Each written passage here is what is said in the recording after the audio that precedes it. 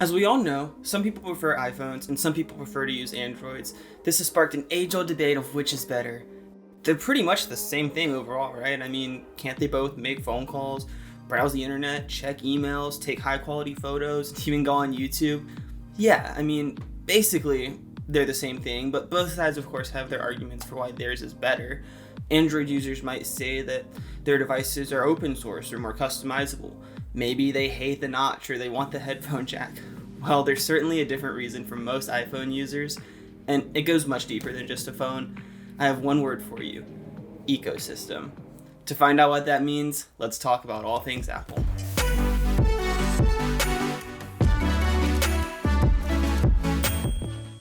Ecosystem. Now you might be asking, what does that even mean? Well, when it comes to tech, the ecosystem is how different products within a network interact with each other. For Apple, they've made it nearly seamless for their devices to be able to interact. The root of this ecosystem is the iPhone. Every once in a while, a revolutionary product comes along that changes everything. Today, we're introducing 3 revolutionary products of this class. A widescreen iPod with touch controls, a revolutionary mobile phone, a breakthrough internet communications device, a widescreen iPod with touch controls, a revolutionary mobile phone, and a breakthrough internet communications device.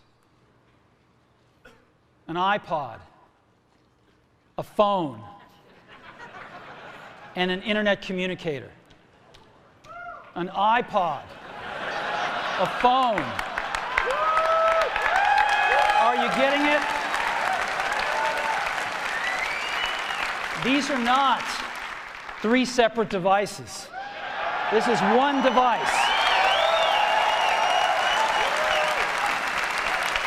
And we are calling it iPhone. Today, Apple is going to reinvent the phone.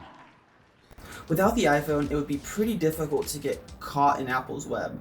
From the beginning, Apple wanted to combine the iPod, the cell phone, and the internet. Jobs wanted you to be able to get away with having just an iPhone and nothing else. I mean, Apple still wants to do something similar. It just looks a little bit different. You get multiple devices, but Apple still wants you to purchase everything from them. You see, Apple is really good at coming up with a problem and then creating a solution. A great example of this is the removal of the headphone jack back in 2016 when they released the iPhone 7. At that same event on September 7th, Apple introduced a new feature of earphones, and they called them AirPods. They created a problem, and then they invented a new solution. Up till now, no one has taken on the challenge to really deliver the audio experience wirelessly between your mobile device and your headphones in a way that takes advantage of the opportunities to do something new and do something great. Up till now, no one has taken on the challenge of fixing the things that are difficult to do in those wireless experiences and made it easy so that we all want to enjoy them. And it makes no sense to tether ourselves with cables to our mobile devices. But until someone takes on these challenges, that's what we do. Well, our team at Apple has worked so hard to create something new that delivers on the opportunity of how good a wireless experience can be. And they've worked hard to deal with the challenges that have been left there and no one has taken on. We are so excited to show you a new product from Apple called Apple AirPods. Apple has removed a number of things since then, such as the home button on the iPhone, the iPad, USB Type-A, and other ports from the MacBooks. And it's even rumored that Apple is not going to include a charger in the box in the future with their iPhones, but they'll replace it with something better. I mean, when the home button was being removed, they introduced Face ID, and I can't wait to see what Apple comes up with for the rest. My point is that Apple created products to work seamlessly together, and ultimately, they make your life easier.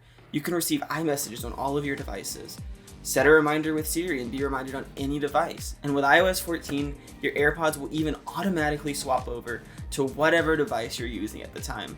With the Apple TV, you can seamlessly cast your screen from your MacBook, iPad, iPhone directly to your TV with AirPlay.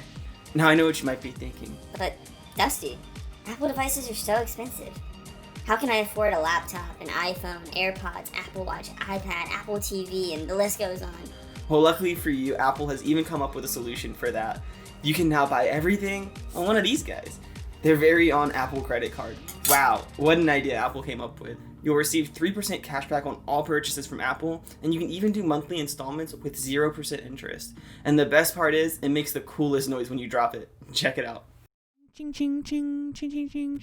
Now, I'm not telling you to go and get into a bunch of credit card debt, but I'm just trying to show you that Apple is dominating the tech market, and they're even loaning you money at this point in order to make sure that you buy their products and stay in their ecosystem. The tricky part about this ecosystem that Apple's created is the fact that once you get in their web, you're stuck. I mean, if you decide to get rid of your iPhone, then guess what?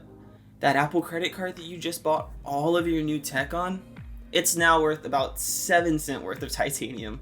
Congratulations. That Apple Watch is basically a paperweight. The AirPods are regular wireless headphones. The Apple TV loses a lot of its functionality. And oh yeah, most importantly, no more blue text bubbles.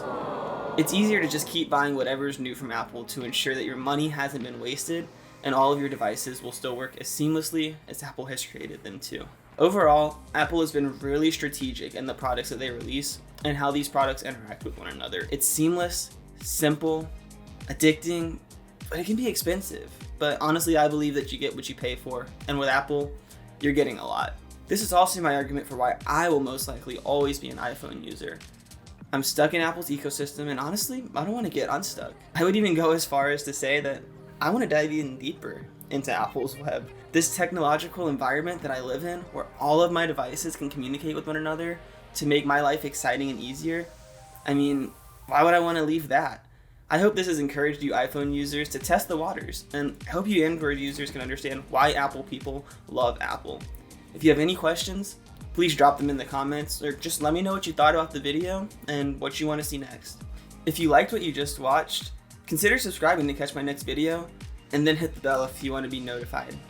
Lastly, please drop a like on this video if you enjoyed it. It would really help me get noticed since I'm pretty new on the platform, and it would mean the world to me. I love you guys, and I'll see you in the next video.